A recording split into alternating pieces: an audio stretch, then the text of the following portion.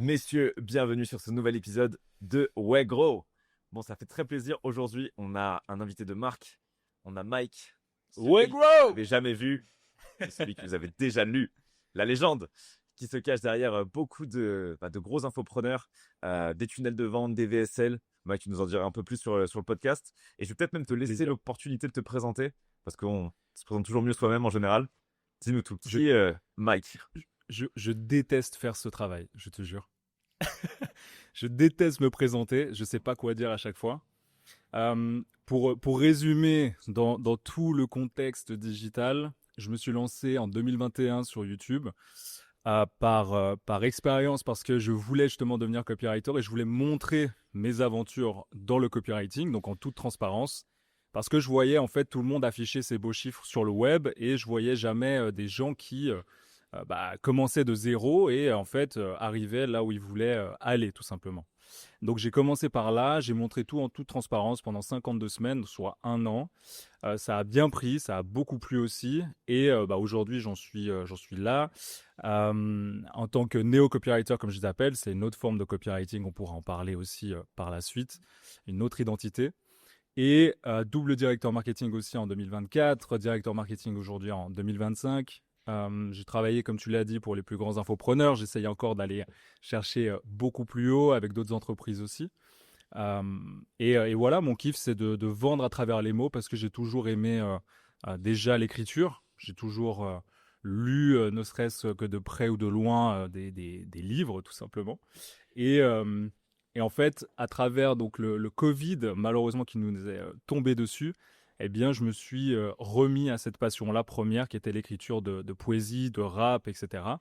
Et en fait, j'étais coach sportif et je me suis dit, c'est peut-être le bon moment, tu vois, on est au Covid, c'est peut-être le bon moment de faire quelque chose avec ma première passion qui est les mots. Et j'ai tapé un peu bêtement comment, on va dire, comment vivre avec les mots, tout simplement. Et je suis tombé sur cette notion-là du copywriting avec le W et pas le R. Et en fait, j'ai plongé dedans. Donc, j'ai un peu cette DA aussi de Matrix, donc avec les lunettes noires, etc.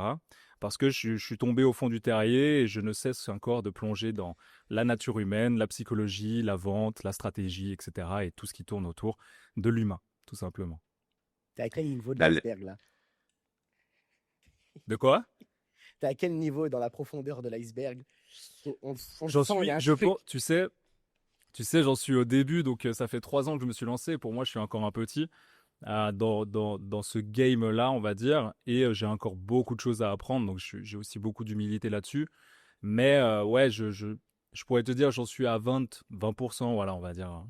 Donc j'ai encore beaucoup de choses à faire et à voir, surtout. Est-ce que plus tu descendras et plus tu vas te mettre une cagoule? Ce serait une DA de ouf. Fais-moi confiance. Une cagoule, je sais pas. C'est pas, tu sais, c'est pas une manière où tu Non, descends et tu. des lunettes de plus en plus grosses, tu sais. Tiens, Ah oui, ouais, À ouais, la ouais. fin, le mec, il a sur la à bouche. la fin. C'est la Exactement, meilleure. Ouais. double lunette, tu sais. Non, non, pas du tout. C'est juste même une question de, ouais, juste d'apprentissage sur la nature humaine parce qu'on a tellement de choses à apprendre là-dessus. Et moi, c'est un truc qui m'intéresse de ouf. Tout ce qui tourne autour de la psychologie, des neurosciences, du cerveau, comment on fonctionne. Et de vendre à travers ça aussi, tu vois, des bons produits. C'est pour ça que je parlais avant de néo-copywriting, si tu veux, parce que je suis pas du tout dans le game du direct response, un peu à la française, tu sais, qui vend un peu de la merde pour vivre, tu vois. Et j'essaye vraiment d'utiliser cette compétence-là, qui est, pour moi en tout cas, la pierre angulaire de tous les business, à travailler pour les infopreneurs ou pour les entrepreneurs que j'accompagne, à faire plus de cash et aussi à impacter aussi beaucoup de gens, tu vois. Voilà. C'est quoi un peu le dernier truc en termes de psychologie humaine, neurosciences ou même copywriting que t'as appris la dernière fois que t'as pris un peu une gifle avec un concept que t'as vu qui t'a marqué? Un concept qui m'a marqué. Ou Hmm. même un truc que t'as vu il y a un petit moment, tu vois, mais qui pourrait, tu vois, comme t'es un peu en mode néo, en mode pilule bleue, pilule rouge, déjà un truc qui pourrait être une gifle pour l'audience par rapport à même aux copies ou des choses qui pensent savoir mais qui ne sont pas vraies, tu vois? Qu'est-ce que tu pourrais avoir comme petite idée qui peut commencer à casser le monde des illusions? Qu'en fait, c'est beaucoup moins complexe qu'on ne le pense. Dans le sens où la nature humaine, si tu veux, de ce que moi j'ai compris, donc là c'est seulement mon interprétation de comment on fonctionne, il y a 4 choses, on va dire, qui nous lient tous ici, donc nous les 4 ici, et tous les humains, si tu veux, entre nous. Donc pour vendre, il suffirait de savoir et de connaître ces 4 choses. Ces 4 choses viendront à la fin du podcast, comme ça les gens, ils ont full rétention. Mais quel copywriter! Ouais. Et en open loop. Exactement, voilà, l'open loop. Non, alors c'est quelque chose. Moi, ce qui m'a marqué avec tout ce que j'ai pu apprendre au fur et à mesure, pardon, du temps, ça va être surtout notre, on va dire, nos 4, comment je pourrais dire ça, déclencheurs émotionnels internes. Ça va être tout ce qui a attrait à la survie. L'humain est né, si tu veux, et notre cerveau fait tout pour qu'on survive. La reproduction, donc tout ce qui a attrait à faire l'amour, à aller dehors, à chercher eh bien, de la calorie, ou si je peux dire ça comme ça. Et la sécurité et le statut. Et ces 4 choses-là, en fait, c'est vraiment ce qui nous lie tous. Et pour moi, il y a 2 choses qui nous, comment dire, distinguent, si je peux dire ça comme ça, qui nous distinguent les uns des autres entre hommes et femmes. Malheureusement, bah oui, il y a des différences. Eh bien, les hommes sont plus attirés par le statut et les femmes plus par la sécurité. Et donc, quand tu sais ça, tu sais sur, on va dire, quel levier appuyer si tu t'adresses à un avatar plutôt masculin et à un avatar plutôt féminin. Voilà. Ça, c'est quelque chose qu'on a tendance à complexifier, alors que c'est assez simple. Pour que les gens se le représentent bien, est-ce que tu pourrais donner un petit peu des adjectifs qui correspondraient à ces 4 catégories, tu vois? En tant que copywriter, tu vois, par exemple, si on parle de la sécurité, c'est quoi un petit peu les mots-clés, tu vois, qui vont allumer qui vont appuyer sur le bouton, tu vois, de la sécurité, sur j'allais dire la vanité, mais c'est plus le statut, ces choses-là. Si on prend la sécurité, par exemple, c'est quoi un petit peu les trucs qu'il faut dire? C'est pas une question d'angle, ça, en réalité, parce que c'est en fonction C'est de l'angle. c'est exactement ce que j'allais dire, Massy. C'est pas forcément à travers les mots que tu vas faire vivre ça, parce que ça va être sur le ressenti de soit la page de vente, soit la vidéo de vente, soit le webinaire, etc. Ça va être vraiment le ressenti complet. Les adjectifs ou les mots déclencheurs un petit peu sur le côté sécurité, euh, typiquement, on va dire même par exemple le statut. Vu que moi j'ai travaillé beaucoup dans le côté coaching sportif et dans le côté aussi masculinité avec des offres sur la séduction. Sur le côté statut, typiquement, on prend l'exemple de quelqu'un qui veut récupérer son ex. D'accord? Eh bien, un homme qui veut récupérer son ex, ChatGPT ou tous les autres copywriters un peu qui sont sur la face émergée de l'iceberg te diront que il faut mettre sur la page de vente bah, justement toutes les choses que tu as mal faites, que tu veux, on va dire, être plus charismatique, etc. Et en fait, ça, c'est tous les bénéfices que tu vas pouvoir donner dans ton programme. Ce qu'il faut faire ressentir, en l'occurrence, c'est pas forcément de récupérer ton ex, parce que l'homme ne veut pas ça, au fond. Au fond, il veut que son ex revienne, peut-être même à genoux, vers lui. Et en fait, quand tu comprends ça, tu comprends que il y a ce que j'appelle les subtextes, si tu veux, dans le copywriting, à travers les mots, où tu vas faire ressentir le côté où, c'est pas moi qui vais retourner vers elle, mais c'est elle qui va revenir vers moi, et c'est ce que je veux. Et là, on parle encore une fois de statut. Parce que sinon, tu dois diminuer son statut si le mec doit courir après elle, qui doit l'appeler, qui doit lui écrire, etc. Tu vois, est-ce que ça fait sens? C'est ouf. Ouais. Besoin inavouable. Exactement. Exactement. Tu vois, et Yes. on dit souvent aussi en copywriting, tu dois dire, et ça, il y a aussi une autre claque que je me suis prise dernièrement d'ailleurs avec mon humble niveau, C'était le pas côté où tu Baptiste. sais, on parle de quoi? C'était pas Baptiste, non, parce que peut-être que l'audience ne sait pas, mais vous vivez tous les deux à Bali. C'est Baptiste, il s'échauffe Oui. un matin, il est mis avec une grosse sac à Mike. C'est au paddle, il me fout des grosses claques, ça oui. Putain, ouais. Il est bon, hein. Ça oui, il est chaud, très chaud. Non mais donc c'est plutôt toi. ouais. Bon après, gros, il y a 20 kilos de différence aussi entre toi et moi. Donc. Ouais. Avec juste un peu de pratique, c'est normal. Ouais, aussi. Aussi. Jackie Chan, c'est bon, c'est parti. Mais, euh, mais une autre claque que je me suis prise dernièrement, c'est en fait, tu sais, et moi-même, j'en suis un peu coupable parce que c'est les choses que tu vas lire dans les livres, c'est tu dois dire ce que tes clients potentiels disent. Dans le sens, on appelle ça le verbatim. D'accord? Donc, ce qu'ils disent, on va dire. Et en fait, ce que j'ai remarqué, c'est qu'il ne faut pas forcément dire ce qu'ils disent, parce que c'est pas la vérité, mais il faut dire en fait ce qu'ils taisent. Et ça, quand tu touches à ça, tu as un niveau de copywriting qui est beaucoup plus profond et un niveau, si tu veux, de persuasion qui est beaucoup plus profond, où la personne va directement être enclin à te dire oui et à acheter ton offre parce que tu as dit tout haut eh bien, ce qu'elle pensait tout bas. Tu vois? Ouais. Tu vois? Donc, c'est ces 4 choses-là, les piliers. Ça va être la survie, reproduction. Ça va être justement la sécurité donc pour les femmes et le statut pour les hommes. Un autre exemple pour sécurité pour les femmes, ça pourrait être... Donnez-moi une offre, par exemple, pour les femmes, si vous voyez. Pour la perte de poids, par exemple. Retrouver Ouais. la féminité chez une femme, tu vois. Ça performe bien sur les réseaux. Ok, alors retrouver la féminité. En fait, l'idée ici, par exemple, ChatGPT ou encore une fois les autres copywriters qui vont s'intéresser qu'à la face émergée de l'iceberg, ils vont pas aller en profondeur sur qu'est-ce que veut dire féminité déjà pour l'avatar client, et ici donc les clientes. Et en plus de ça, la sécurité viendrait ici du fait qu'il ne faut pas tout changer à sa vie. Je m'explique. Je vais peut-être être beaucoup plus clair sur le côté perte de poids parce que je suis dans ce domaine-là aussi aujourd'hui là, avec t'es bien un là. client. C'est tout clair. De quoi Je vois où tu veux en venir avec Tu vois où je veux en venir là, par rapport à la sécurité. Ouais, mais développe un tout petit peu peut-être pour l'audience. Alors, typiquement, pour la perte de poids, ça serait en fait un truc tout con. Hein.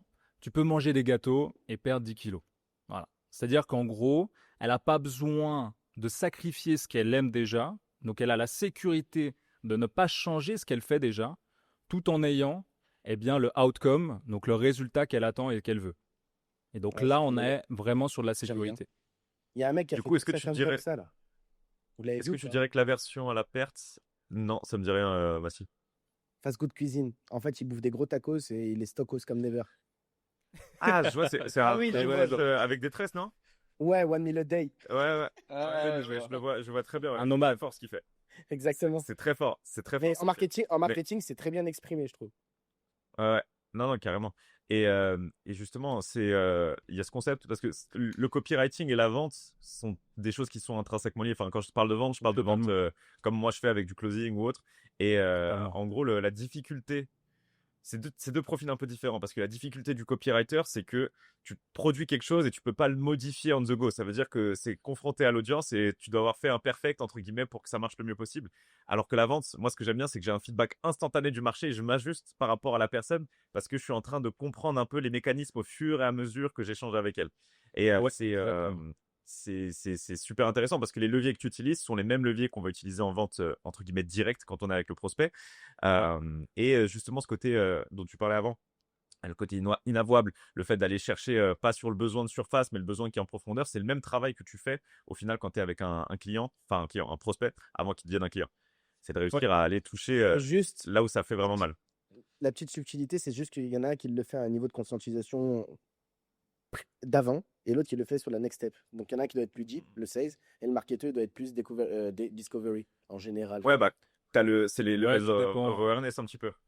Ouais, et tout C'est-à-dire que dépend le aussi tout dépend ton funnel aussi, comment tu l'as structuré. Si tu as des sales aussi, ou si tu en as pas, et Mm. si justement, mais le sales va vraiment faire ce travail en profondeur. Et je dirais justement, comme tu l'as dit, Massy, c'est que le copy va venir et va intervenir avant pour justement déblayer un peu tout ça et C'est la répondre, si tu prévente. veux, exactement. La Et en fait, persuasion. ouais, exactement. Et il doit être déjà prêt à sortir sa carte bleue, si tu veux, en call. Et on va dire que le closer, tu me dis si je me trompe après, William, mais on va dire que le closer, quand la cible est, on va dire, ramenée par un copywriter ou par les emails ou par les ads, etc., eh bien, c'est un poil plus facile que si c'était vraiment du call Ah close, oui, 100%. tu vois, qui est fait, quoi. façon, tu le vois direct, hein, t'es confronté à ça. T'es confronté à ça. Quand les tunnels sont de mauvaise qualité, même un closer d'excellente qualité va pédaler, alors que le but, c'est d'avoir vraiment ces deux parties qui sont extrêmement bien étudiées et exécutées pour que le closing soit facile. En fait, le but, c'est si tu as un copy qui est exceptionnel, ton prospect, il arrive prêt à être closé. Et donc, même un closer moyen arriverait à peu près à le closer. Après, quand tu as un closer excellent, tu as des taux de conf de fou furieux, chose qu'on a déjà eu sur certaines teams. Mais ce qui fait que ça marche, c'est quand vraiment tout le tunnel est maîtrisé de A à Z. Et le but Moi, d'un bon copy, c'est de bien éduquer, c'est de faire ce travail-là, de faire passer des stages d'awareness à tes prospects pour que quand ils arrivent au moment du call, bah, ils soient presque déjà euh, au niveau d'awareness maximal, tu vois, qu'ils soient déjà solution aware, ils savent ce qu'il existe d'autres, pourquoi c'est la bonne solution pour eux, c'est quoi les objections, pourquoi ça c'est mieux pour eux. Et en fait, le travail du closer, c'est juste de venir réinsister, créer le contraste entre sa situation A, sa situation B, son incapacité à y arriver seul et le fait que, bah voilà, aujourd'hui, enfin, pourquoi maintenant, tu vois, l'engager et le faire partir. Je suis d'accord. En vrai, et vous trouvez pas que les marketeurs, ils marketent trop et que les vendeurs, ils vendent trop? Entre guillemets, pour moi, le marketing vend et le vendeur doit transformer. C'est pas le même sujet. Et la réalité, c'est que 99% des boîtes, elles font pas ça. Et c'est à cause de ça qu'elles sont claquées au sol sur la partie acquise. Donc là, Tu peux aller plus vois loin dans le ton... truc. Tu me Ouais, dis c'est si je toujours me que j'aille trompe. plus loin dans mes pensées. Vas-y, Tu vas-y. me dis si je me trompe, Massi, mais est-ce que tu parles du la plupart des gens font du 3%, donc du product aware, genre du most aware en termes de marketing et ils vont pas taper les autres niveaux de Ouais, conscience? Ouais. exactement. Pour moi, le marketing, il doit être beaucoup plus deep. On devrait faire du deep writing si on devait se renommer quelque chose et partir sur un cas terme. Et la réalité, c'est que Mike, il fait du deep writing, in fine, tu vois. C'est la différence entre un copywriter pas ouf et un copywriter d'excellence, comme on a la chance d'avoir aujourd'hui comme invité. Et en gros, si je devais rentrer dans le deep writing, pour moi, le problème, c'est que les marketeurs s'arrêtent trop tôt dans la frontière de l'achat et ils devraient aller beaucoup plus loin. Normalement, le vrai rôle d'un vendeur, c'est de vendre. Mais vendre, c'est pas marketer. Et tu as 90% des boîtes qui vont marketer pendant qu'ils vendent. Parce que, en fait, le travail Exact, marketing n'est ouais. pas suffisamment Exactement, ouais. résultat. Après, tu as des time to deal de merde et moins de conversion, ce qui est dommage. Et tu spends beaucoup trop aussi parce que tu ramènes des gens dans des appels pour des mauvaises raisons avec un niveau d'éducation qui est trop faible, ton taux de no-show est le moindre. En fait, C'est ça. t'as plein de conséquences à cette stratégie-là. Et c'est pour ça que Ouais. le fait de se concentrer sur les bonnes KPIs est primordial. Ça veut dire que tu vois, par exemple, Sabat, on en avait déjà parlé ensemble, mais se focaliser uniquement sur du CPL, c'est une des data mais tu dois croiser avec d'autres. Si tu as un CPL de super bas, c'est cool, mais si tu envoies du lead qui est pas du tout qualifié, qui a rien compris à l'opportunité, qui est pas éduqué, bah derrière, forcément, tu vas avoir un taux de conversion claqué, tu auras un taux de no-show qui sera excellent, enfin, énorme. En fait, il y a Parce tout que qui est lié, en regardez, fait. c'est différentes choses. Ouais. Ouais, Il exactement. y a tout qui est lié. Et ce que tu disais, Massy, c'est très juste. C'est que la plupart des entreprises aujourd'hui cherchent aussi à vendre tout de suite. C'est-à-dire qu'ils vont pas chercher forcément à éduquer ou même relier une relation, enfin lier une relation tout simplement, tu Oui. vois. Et pour moi, la transaction vient après la relation et après avoir build justement cette confiance-là, tu vois. Et si tu pars donc le côté comment tu vas build le trust, comment tu vas créer cette confiance, eh bien, ça va justement démontrer par A plus B que bah, ton véhicule ou ta méthode, c'est mieux que les autres, ou alors c'est différent, ou alors c'est plus... Bah, c'est justement, on en revient encore une fois aux quatre piliers un petit peu de l'humain, c'est que bah, c'est mieux pour la sécurité, ou alors c'est mieux pour le statut, ou alors c'est mieux pour la survie, c'est mieux, tu vois, pour la reproduction. Enfin, c'est vraiment, ça tourne autour de ces quatre piliers-là. Donc, et lorsque tu sais bien le Juste le formuler... mic. Ouais. Le mic, ton micro, il bug à mort. Il y a des coupures. Je sais pas si c'est la connexion internet Non, ou c'est si la c'est co. le micro. C'était la co. C'est la matrice qui essaie de rattraper Mike avant qu'il dévoile Ouais, trop de vérité. c'est l'agent Smith, C'est la pardon. Smith. Qu'est-ce qu'il est bon, William. Franchement, faut souligner parfois quand même. Hein. Vraiment. Mais Ah mec, venez, j'aime trop ce film en on plus. jette Hanouna. Ah, Jetons Hanouna à la c'est piscine. c'est une On met œuvre. William à la télé. C'est une œuvre. Ah ouais, Ça va mieux parce que c'est mon Wi-Fi bug, ouais. c'est top là. Ouais, parfait. Ok, Ah, c'est parfait. nickel. Attends, tu C'est peux la nickel. refaire? C'était grave intéressant. Putain, c'est osé. Je sais plus ce que je disais, tu sais. Pas grave, Je on sais plus ce enchaîne. que je disais. Vas-y, on enchaîne. On enchaîne. On parlait C'est les aléas du au niveau direct. justement avoir un vrai travail d'éducation qui est fait en amont et que la plupart même des infopreneurs ou pas même des acteurs un peu plus institutionnels, hein, ils essaient de vendre trop rapidement et pas assez d'éduquer le prospect. Et il y en a qui le font très bien. Et ceux qui le font mieux, en général, c'est ceux qui maîtrisent à fond le social funnel. Je trouve que les personnes qui sont dans cette logique un petit peu de monétiser leur influence, tu vois, ils créent une relation beaucoup plus long terme avec leurs prospects. Et ne serait-ce que, enfin là, je vois le travail que fait ma femme, par exemple, avec les produits qu'elle a créés. Elle les a un peu co-créés avec son audience. Elle a parlé de tout le processus de création. Elle les a impliqués dedans. Et derrière, bah, les personnes, elles sont contentes d'acheter déjà parce que c'est un bon produit. Mais en plus, parce que tu vois, il y a eu vraiment, elles savent exactement quel problème ça résout, pourquoi ça pourrait les aider, comment ça pourrait les aider. Elles sont intervenues dans le processus créatif. Donc là, derrière, les gens, ils se posent même pas la question. Tu vois, ils sont hyper contents d'acheter et t'as pas besoin de faire un effort marketing de dingue pour la conversion. Ça se fait presque naturellement à terme. Parce qu'il y a de Ouais, l'émotion, il y a de la connexion humaine, et en fait, les gens, ils s'arrêtent Exactement. trop à la surface, quoi, au product. C'est dommage. c'est ça, On s'en fout du c'est ça, product. Ouais. c'est ça. Enfin, Ah, je suis pas d'accord alors. Non, on s'en fout, ça. non. Sur la vente C'est transformationnelle. la pire La phrase. vente transformationnelle, sur la vente transformationnelle, on s'en fout du product parce que tu achètes le résultat que te permet le product. Et en fait, ce que tu achètes à travers le product, c'est la certitude que il est le bon produit pour. Mais ce que tu achètes fondamentalement, c'est, tu vois, tu achètes un programme de perte de poids. Tu n'achètes pas le fait qu'il y ait 58 recettes dans le e-book. Tu n'achètes pas le fait que tu aies 3 calls par mois avec le coach. Tu achètes le fait de je suis stock et stylé à Le la plage résultat. cet été et j'ai mon statut qui a augmenté, ma santé qui est en meilleur état, etc. Fondamentalement, c'est ça. Mais après, ça, c'est vrai pour de la vente transformationnelle. Tout n'est pas vente transformationnelle. Quand tu achètes Ouais. une télé, c'est pas une vente transformationnelle. On est d'accord. Si tu Non, non, du non. produit de grande consommation, c'est sûr que ça marche pas, mais dans Après, l'étiquette, en tout cas, il n'y a pas de sujet. et après, si tu veux aller deep dans ce sujet, la télé, tu peux la rendre transformationnelle. Ouais, de ouf. C'est que, Devenez le c'est mec le que, plus stylé de votre voisinage. bah, Non, on parle de quoi? On parle moi, de je serais statut, chaud hein. pour ça. Bah ouais, Eh oui, frérot, moi, ma bien télé, sûr. elle est dans le mur, stylé de ouf. Voilà. Elle monte. En fait, elle monte comme ça. En fait, tu vois cette table? Bah, regarde, je vais appuyer sur un bouton et en fait, Et tu vois la c'est télé qui monte. Voilà. c'est le flow. Et Après, tu exactement. statut quand tu vends du flow. Exactement. Ouais, C'est ça. bah, C'est ça. c'est ce qui se passe avec les marques de voitures. Hein. T'achètes une Ouais, ouais, bah, Porsche, totalement. t'achètes du statut. Hein. C'est ça. Exactement. Exactement. On en revient à la même chose. Aux 4 piliers. Et là où je reviens justement sur le produit, pour moi, il doit quand même. Parce que tu vois, on parle souvent de produits, on s'en fout et full marketing. Mais en fait, un marketing qui est béton avec un produit à chier, ça s'appelle juste de Ça l'arnaque sert en à vrai. rien. Ouais, Ouais, ça Ouais, s'appelle juste de l'arnaque c'est en une vrai. bombe à retardement. C'est une bombe à retardement. C'est ça. Donc le produit, même s'il est transformationnel ou qu'il soit transactionnel, il faut quand même qu'il réponde à un besoin et à une envie ou à une distraction, enfin faut un qu'il tienne ses élément qui va promesses. voilà, il faut qu'il tienne un minimum ses promesses et qui donne des résultats si tu l'appliques encore une fois aussi. Parce qu'il y a aussi ce côté-là où on est dans l'infoprenariat. J'ai aussi un cours, moi, en copywriting où eh bien, je forme des néo-copywriters aussi. Et en fait, le côté où on me file par exemple 1000 euros ou 2000 ou 3000 euros pour justement mes cours, bah, quel est, si tu veux, ce qu'il manque eux? C'est-à-dire, enfin, ce que je veux dire par là, c'est quel est la chose qu'ils ne pourront pas faire avec ces 3000 euros ou ces 2000 euros, etc., ce qu'ils me donnent. D'accord? Tu Et cherches ça, il faut dessus. aussi y penser. Exactement, ça aussi, il faut y penser. Tu vois? Pour avoir justement un bon produit, pour avoir un bon marketing, il faut penser à qu'est-ce qu'ils perdent, entre guillemets. Les Tu vois? barrières mentales, tous les trucs qu'ils Exact, vont avoir comme exact. objection L'identité, naturelle.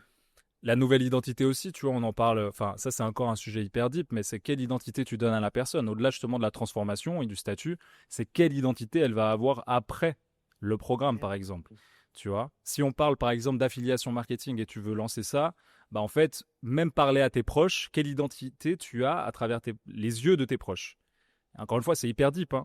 Mais en gros, si tu dis ouais, je fais de l'affiliation marketing, eux ils vont te dire mais frère, c'est quoi cette arnaque ou c'est quoi ce truc ou c'est quoi, tu vois? Ils vont pas comprendre. Même le copywriting, hein, à la base, 99% des gens dans la rue, tu leur dis voilà, je fais du copywriting, ils vont dire mais c'est quoi, tu fais quoi? Ça existe ça, Copyright. vraiment, tu vois? Tu travailles avec ouais, exactement, tu travailles avec les avocats, copyright et tout, alors que pas du tout. Et donc il y a aussi ce côté où qu'est-ce qu'ils deviennent en tant que personne à travers ton produit. Et ça, c'est hyper important, tu vois, le côté Bah, identitaire. c'est un des leviers qu'on utilise le plus, l'identité, dans un closing réussi. C'est, encore une fois, principalement sur la vente transformationnelle, mais c'est qui est-ce que la personne devient à travers le produit. À travers le résultat qu'elle obtient, en fait, le résultat n'est qu'un symptôme de qui elle est devenue. Mhm. Ouais. Et, Ouais, et ouais, c'est ça, exactement. fondamentalement, qu'elle achète. Et le truc qui est très parlant pour illustrer ça, très souvent, c'est la perte de poids parce que c'est visuel. Et tu vois, enfin, on a tous vu des gros avant-après de personnes. On voit qu'il y a un changement dans l'identité. et que la personne, elle a évolué. Ah, c'est beaucoup plus visible et tangible sur de la perte de poids, mais c'est vrai aussi, par exemple, dans Massy, ce qu'il va faire quand il va prendre une agence avec un mec qui est à 20K par mois, mais qui galère, qui est un chief esclave officer pour reprendre ta terminologie, et qui est ce qu'il devient quand il a une agence qui fait 1 million à l'année, en étant hyper bien structuré avec des process béton, tout ça. C'est l'identité, c'est le CEO qui rêve d'être en fait. Exactement. Et il devient à travers le programme l'accompagnement de Massy. Au passage, petite publicité pour tous les fondateurs d'agences qui sont là et qui se disent OK, comment est-ce que je deviens le maître sur mon marché? Comment est-ce que je deviens cette nouvelle version? Bah, tu vois, Massy, c'est typiquement le magicien qui va te mettre ce coup de baguette magique et ce coup de pied au cul pour que tu le deviennes. Dumbledore. Dumbledore, exactement. Putain, on va faire que des références à des films des années 90 et 2000. Je vais me régaler, les gars. Allez, C'est les meilleurs. On exclut une grosse partie de l'audience sans scrupule. Salut. On qualifie, Massy, on qualifie. Oui, on qualifie. Exactement. Bien Exactement. Attendez, Tiens, Bah, toi aussi, t'as vu Harry Potter ou pas du tout? C'est un gros fan. Attends, c'est Mike Moi. qui n'a pas regardé Harry Potter jusqu'à Jusqu'à maintenant. un mois à peu près. Ouais. Ouais, il y a un mois. ouais. Juste parce que j'allais au Japon. Ouais, je l'ai regardé juste parce que j'allais au Japon. Et que ma femme est fan un peu d'Harry Potter, donc j'ai dit bon bah vas-y, tu sais quoi, on va le faire, donc autant tout savoir et Faut avoir que je les vive le moment avec eux, que je sois pas déconnecté, quoi. rêves. Exactement. Mais je pense que Surtout, ça a t'es bien tombé complètement dedans. Ça a super bien veillé. Moi, j'ai adoré. J'ai adoré. Vraiment, Ouais. toute l'histoire, les musiques, les personnages et tout. Le mec, il y a l'agence Miss qui est de retour. Ouais. T'es en mode voix. En fait, ça modifie ta voix, tu vois. Ça te fait une voix un petit peu Robotique. à la. Ouais, à Daft Punk un peu. C'est mieux ou pas? Et je crois que c'est là. J'ai Non. l'impression que tu reviens. Tu nous dis quand t'es revenu dans le vrai monde. Moi, je vous écoute. Moi, ça part. Moi, ça part. Ouais, des fois, je me débranche, tu vois. Des fois, je me débranche. Hop, Ouais. là, je pars comme ça. Hop, là, je reviens. C'est pas encore stabilisé, je te dis quand ça l'est, t'inquiète. Ça marche. Vas-y. Yes.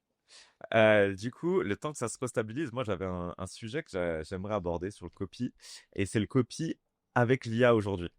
Ça veut dire que je pense que tu as pas mal de personnes qui se disent, OK, bah, à quoi ça sert d'avoir un copywriter maintenant que j'ai ChatGPT qui peut être mon copywriter? Mais je pense qu'il y a une grosse limite à ça. Et Mike, tu es beaucoup plus dans le sujet, donc tu pourras nous dire pourquoi chat, ça peut être un bon pansement pour quelqu'un qui a genre zéro budget et qui veut faire un minimum de copies, mais que c'est pas suffisant pour aller chercher l'excellence et aller taper des gros scores. Est-ce qu'on m'entend bien ou pas? Parce que si je Oui, parle dans le parfait. vide. C'est bon, Ouais, c'est t'es bon. revenu. Ok. Putain, l'agence Smith de merde. Pour répondre à ta question, déjà, il y a 2 points. On va parler déjà juste des copywriters qui veulent se lancer, peut-être qui nous écoutent et qui me suivent ou alors qui vous suivent aussi. Ça peut être intéressant. Moi, j'ai l'impression, en tout cas, dans ce marché-là, ils abandonnent trop tôt. C'est-à-dire qu'ils se disent, OK, bah maintenant, il y a ChatGPT. Je vais abandonner, j'abandonne le copy et en fait, ça sert à rien de se lancer parce qu'il y a ChatGPT qui va faire le boulot mieux que moi. Ce qui n'est pas tout à fait faux, dans le sens où en fait ChatGPT va accélérer ta production. Pour moi, je le vois vraiment comme un accélérateur à input, mais pas du tout le côté que je vais utiliser pour tout écrire, que ce soit ma page de vente, ma VSL, mes messages dans mes emails, que ce soit même mes posts que ce soit LinkedIn pour toi, Massy, ou pour d'autres choses, pour vendre finalement. Pourquoi? Parce qu'en fait, encore une fois, on en revient aux 4 piliers de l'humain. Si tu ne parles pas, on va dire, en profondeur des besoins inavoués, ce que ChatGPT ne sait pas faire, d'accord? Encore une fois, si on prenait l'exemple de récupérer son ex, il te dirait, voilà, deviens charismatique, il va te donner un plan de A à Z, mais il va jamais toucher ce point, ce levier psychologique pour te faire basculer dans un état où, waouh, putain, ce mec-là, il me comprend. Donc ça va être par exemple avec du storytelling, peut-être que la personne a vécu, ça va être avec de l'empathie, parce que ChatGPT n'a pas du tout, d'accord? Il ne va jamais ressentir le froid, il ne va jamais ressentir l'amour, il ne va jamais ressentir l'amitié. Et en fait, il ne sait pas ce que c'est ces choses-là. C'est juste des lignes de code. Si on reprend l'exemple de Matrix, c'est vraiment un robot qui n'a aucune sensation et qui pense connaître justement ce que ressent l'être humain. Mais demande-lui ce que ressent quelqu'un de fauché, il ne va jamais te dire exactement ce que toi, tu as pu vivre, par exemple, en tout cas moi, si je prends mon exemple, en étant fauché, ou Baptiste, ou toi, William aussi, ou même Massy, quand tu étais fauché. Quelle frustration tu avais, quelle rage tu avais, quelle colère, tu vois, et le peindre, si tu veux, avec tes mots, et lui donner vie, d'accord? Cette chose-là, ChatGPT, en tout cas, n'est pas capable de le faire. Je ne lis pas dans l'avenir, donc je ne sais pas si ça sera capable un jour. Pour moi, non, parce que c'est notre humain avantage. Si tu veux, ce que Baptiste aime bien dire, le côté unfair advantage, c'est que nous, on est humains finalement. Donc en fait, Ok. ChatGPT va pouvoir te sortir des mots, ça c'est sûr, plus vite que moi et plus vite que tous les auteurs réunis, les copywriters, etc. Mais il ne va jamais pouvoir te sortir une substance. Dans le sens, et même une âme, si je devais dire ça comme ça. Et souvent, on a du mal à le qualifier, donc je vais essayer de donner un exemple et je vais qualifier la cible qui va nous regarder là maintenant, parce que je suis un gros geek dans l'âme, c'est-à-dire que j'adore les jeux vidéo. Dernièrement, il y a un studio, je ne sais pas si ça bug, je vais juste Non, c'est bon, c'est pause. bon là. C'est bon, Attends, parce que c'est écrit Trying to Reconnect. Attends. Ça. C'est bon là. Et là, t'es revenu. C'est à beaucoup.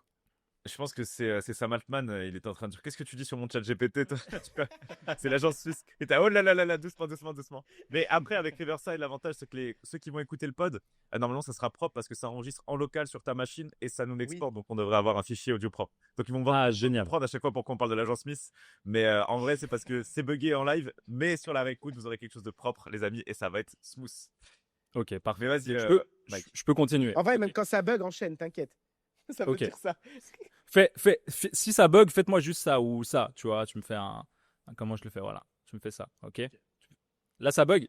Ça, c'est Gladiator pour la référence. Là, c'est bon. C'est Gladiator, là. Je sais pas si Voilà. vous savez. Ah, mais on switch. Gladiator. On switch. On a les refs. Voilà, exactement, on a les refs. Donc, pour revenir à ce que je disais par rapport au côté geek et au côté studio et donner une âme à quelque chose, c'est que typiquement, il y a Ubisoft qui vient de sortir Shadows, donc avec Assassin's Creed. Est-ce que vous l'avez vu? Est-ce que vous l'avez regardé? Ouais, celui en Chine. Au Japon. J'en ai entendu parler. Ouais. Au Japon. Désolé pour, Ok. désolé pour l'aparté. Je ne suis pas raciste. J'ai pas bien vu. Et donc, ils viennent de sortir ça. Il y a genre des milliers de personnes qui ont bossé dessus et ça a fait un gros flop, d'accord? Parce qu'ils ont utilisé tout le temps les mêmes choses. C'est mécanique, c'est processisé à la mort, c'est fait par des IA aussi, donc ils s'entraident avec les IA et tout. Et en fait, ils sortent juste pour sortir un jeu. Et là, dernièrement, il y a un petit studio français en plus, donc Cocorico, les gars. Senfall Interactive qui vient de sortir juste Expédition 33 et Clair Obscur. Pourquoi ils ont vendu genre 1 million d'exemplaires en 3 jours, qu'ils sont à plus de 3 ou 5 millions maintenant d'exemplaires en quelques semaines, et que ça fait un tabac, donc ça leur a rapporté des centaines de millions d'euros, on parle en millions. Pourquoi? Parce que ce jeu-là, les gars, il a une âme, il a une histoire, il y a des caractères design, il y a une émotion, il y a que tu ne retrouves plus dans les 5, 10, 15 dernières années de jeux vidéo. Et en fait, ça fait... Ouais. Et donc ça, je termine juste ça, mais ça fait vraiment la différence. Ça fait vraiment la différence, si je peux, en tout cas, utiliser cette métaphore-là avec ChatGPT et les nouveaux copywriters. C'est vraiment ça. C'est que vous, les gars, vous êtes humains, vous savez ce que c'est de ressentir des choses. Si vous n'êtes pas sociopathe, eh bien, utilisez-le à votre avantage parce que c'est celui-ci qui va faire la différence sur vos textes, avec l'énergie que vous allez y mettre et avec les émotions que vous allez pouvoir justement délivrer et faire ressentir vos lecteurs. Vraiment vrai. Si vous êtes sociopathe, c'est une formation sur comment tuer des gens. Au pire, ça passe. Mais à part ça, j'ai une vraie question qui me vient à l'esprit parce que c'est un vrai débat que j'ai eu avec quelqu'un récemment. Petit big up. Pour moi, un bon copy, il doit savoir faire du sound effect et du sound design parce que s'il ne sait pas l'imaginer, le monteur, il fera de la merde. Et là, tu me parles de quoi? Par rapport à quoi? Par exemple, une VSL? Allez, prendre une VSL, par exemple. Ça rentre dedans aussi. Vidéo un peu travaillée qui a pour but de transformer, pour ceux qui ne le savent pas, au cas où pour l'audience. Et l'idée, elle est très simple. C'est qu'en fait, la majorité des copywriters, ils s'arrêtent trop aux copies. Et je trouve que, en fait, ça enlève... En fait, il faudrait qu'il y ait du brand writing, tu vois. Il ne faut pas qu'il y ait que du copywriting. Il faudrait qu'il y ait un petit peu d'ADN dedans. Ce que tu dis depuis tout à l'heure, c'est ça, c'est l'âme d'une marque. Et le problème là-dessus, je pense que c'est si tu ne transmets pas l'âme d'une marque, et l'âme d'une marque, ça passe par plusieurs sens. Ça passe par ce qu'on entend, ça passe par ce qu'on voit, ça passe par des choses peut-être un peu... Ouais, et puis aussi des trucs un peu subliminales. Il y a trop de VSL qui sont juste des VSL. Only fast car, mec qui parle et salut. Et en fait, moi, je trouve que tout ça, c'est boring de ouf. Ça me fait chier. C'est-à-dire que même le format, il a beau être, la personne dedans pourrait être intéressante, le format dessert la personne. J'ai l'impression qu'en fait, ça manque un peu d'innovation et d'inventivité. Si on a envie Alors, d'aller dans des choses un peu plus premium, pas pour tout le monde, attention.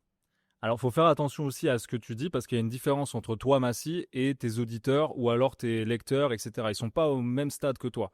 C'est-à-dire que pour D'accord. eux, une VSL comme toi, tu la verrais boring. Eux, ça serait en mode what the fuck, c'est trop bien. Tu vois ce que je veux dire? Donc il y a Je suis aussi, d'accord. et ça c'est vraiment le syndrome aussi de l'entrepreneur ou le syndrome de quelqu'un qui fait déjà tout le temps la même chose, qui va se dire, mais en fait ce que je dis c'est boring, alors que l'auditeur, les lecteurs en fait sont en mode, mais putain c'est de la qualité de ouf, c'est de la valeur de ouf, alors que toi tu as l'impression que tu répètes tout le temps la même chose. C'est un peu le syndrome, tu sais, du fumeur qui fume tout le temps et qui sent plus sa puanteur, tu vois, Ouais. alors que les autres la sentent. Euh, et donc là, c'était la première chose pour les copywriters. La deuxième chose maintenant pour les entrepreneurs qui nous écoutent, forcément, ça va parler après de budget. Est-ce que tu as un budget pour un Oui. copy, pour qu'il te fasse la recherche, pour qu'il te fasse aussi un positionnement, pour qu'il te fasse la voix de ta marque aussi? C'est hyper important. Et si toutes ces réponses sont non, bah, utilise ChatGPT, ça fera un minimum l'affaire. Et quand tu auras envie de scaler et d'aller atteindre d'autres niveaux, eh bien, utilise cette fois-ci un copywriter humain qui s'entraide forcément avec ChatGPT. Alors, je ne vais pas le cacher, j'utilise aussi moi-même aujourd'hui de l'intelligence artificielle pour avoir, si vous voulez, comme des gaps. Donc, aller chercher des gaps, c'est-à-dire que je vais dire, OK, je suis en train de travailler sur une VSL, admettons, et je me dis, OK, bah maintenant, fais-moi une recherche sur toutes les questions que la personne peut se poser par rapport à ce produit. Et en fait, ça va me donner en fait des pépites, mais ça va jamais m'aider à écrire l'entièreté d'une VSL, l'entièreté d'un hook, l'entièreté d'un email, etc. En fait, il faut vraiment faire la distinction entre la production et la qualité de la production. Il y a ça aussi. On est beaucoup sur de la quantité. Aujourd'hui, il y a beaucoup de Google Ads ou de blog posts qui sont faits avec ChatGPT. Personne ne les lit. En fait, il y a trop de quantité. Oui. Il faut Et essayer. tu sens quand c'est. Tu le sens le chat GPT, tu vois, sur LinkedIn, là, tu sens, enfin, Ah dès que bah je lis oui. des posts, j'arrive très facilement à savoir quand c'est du chat GPT parce que tu as des gimmicks, en fait, et l'œil humain, au début, il était impressionné par ça, mais c'est déjà outdated. Ça veut dire que là, quand tu vois Exactement. le truc avec les emojis, les mots en gras, les triades, c'est toujours trois trucs, espace, trois trucs. Tu sais, il y a un rythme chat GPT. Exactement. Et tu peux essayer de le tweaker, je pense, quand tu le travailles vraiment bien, tes prompts, quand tu travailles vraiment bien. Enfin, mais voilà, c'est un usage plus avancé de l'IA que le truc basique de OK, j'ai une idée de post et écris-moi un post. À partir de ce sujet-là, faut le retweaker derrière pour que ça ait vraiment un impact. Et comme tu disais, il faut que ça ait de la substance. Et ChatGPT, moi, comment je l'envisage à l'heure actuelle, c'est vraiment ChatGPT ou d'autres, hein. D'ailleurs, je sais pas si toi, c'est plus ChatGPT ou Claude ou d'autres trucs que tu utilises sur l'écriture. Moi, il y a les deux. Il y a Claude et ChatGPT. Et il y a DeepSeek aussi que j'essaye de regarder un peu pour la recherche. Mais encore une fois, il y a aussi après un autre métier qui vient d'apparaître, c'est le prompt engineering. Et je me suis beaucoup renseigné là-dessus. Et en fait, j'ai regardé un petit peu ce qui se faisait. Donc, il y a des gens, ils ont des prompts comme ça, longs comme le bras et tout. Ils se font chier à écrire plein de trucs. Il y a un débat, il y Et a un débat. ouais, il y a un gros débat. Et en fait, tu vois DeepSeek. DeepSeek, ils ont sorti en mode comment parler à une IA. En fait, c'est trois choses. Et il n'y a pas besoin de prompt. Genre, déjà, ça, c'est un truc bancal. Et en fait, ils ont dit, OK, comment tu veux que l'IA agisse? Donc, est-ce que c'est un avocat? Est-ce que c'est un copywriter? Est-ce que c'est je sais pas, un comptable? Donc, comment tu veux qu'il agisse? Qu'est-ce que tu veux lui faire faire? Donc, écrire, regarder, analyser un tableau. Qu'est-ce que tu veux qu'il te fasse? Et ensuite de ça, l'output. Est-ce que tu le veux en texte? Est-ce que tu le veux en PDF? Est-ce que tu le veux en tableau? Est-ce que tu le veux en Excel? Machin, machin. Ces trois choses-là, et basta. Et ça, c'est DeepSeek qui le dit. Donc, en gros, c'est l'IA elle-même qui il n'y a pas trop d'informations à lui donner pour qu'elle te fasse un truc carré. Et en fait, on revient à l'histoire, donc par exemple, aux entrepreneurs qui utilisent l'IA, c'est très bien, c'est OK, parce qu'on est on va dire, dans une mode de productivité, donc il faut produire.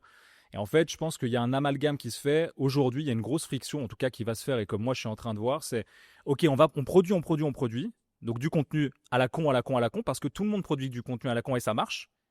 Et en fait, il va y avoir une fissure à un moment donné, j'en suis persuadé, où on va trouver soit un sweet spot, soit le côté où, en fait, on va produire pour que les gens consomment et pas forcément produire pour produire.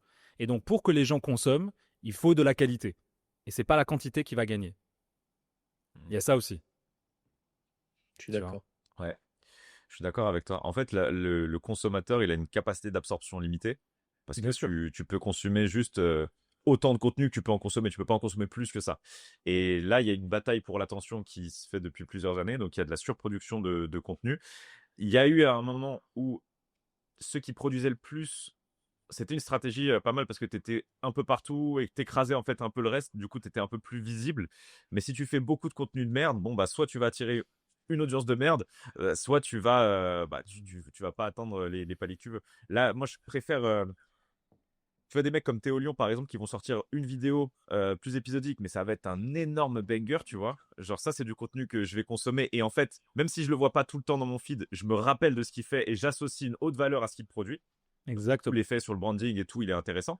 Plutôt qu'un mec qui va faire des daily vlogs, tu vois. Enfin, je sais pas, après, s'il y a des consommateurs un peu de télé-réalité et qui kiffent des daily vlogs tout le temps de 10 minutes remplis de platitudes. Mais moi, je trouve qu'il n'y a pas un grand intérêt, tu vois. En fait, le daily vlog, il est intéressant s'il n'est pas fait par ChatGPT. Tu vois. Mm. Parce que le daily vlog, c'est la personne qui vit les choses, tu vois, au quotidien. Donc, si tu suis pour la personne, typiquement un Sam Sulek dans la muscu, tu vas le suivre parce que tu captes un peu son mood. C'est un pote, il est avec toi quand il est dans sa voiture en train de bouffer, il te parle. Et toi, tu vas aussi regarder ce genre de choses lorsque tu as un peu rien à faire, lorsque tu as envie d'avoir un peu de, on va dire, du bruit dans les oreilles et lorsque tu as envie d'être chill et d'écouter presque un podcast, tu vois, sous forme de podcast. Parce que ces vidéos sont v'là longues, tu vois. Et il s'entraîne, etc. Et il parle de ses pépites, de ses galères et tout. Et donc là, tu t'accroches vraiment à la personal brand, à qui il est. Donc là, il y a une forme d'intérêt. Si tu fais du daily vlog, moi j'en faisais, tu vois, toutes les semaines quand j'ai commencé. Et l'intérêt pour moi, c'est qu'il y avait vraiment un but, donc de A à Z, c'est-à-dire je vous montre de A à Z comment devenir copywriter. Et en fait, je le fais moi-même. C'est-à-dire que j'emprunte ce chemin-là. Donc en fait, vous avez qu'à suivre, ou alors on va dire ceux qui même me suivent. Vous regardez ce que je fais, vous essayez de refaire, etc. Et moi, il m'a fallu 6 mois avant d'avoir ma première cliente. Je m'en souviendrai toute ma vie. Et en fait, tout ça, c'est du show don't tell. C'est-à-dire que tu montres.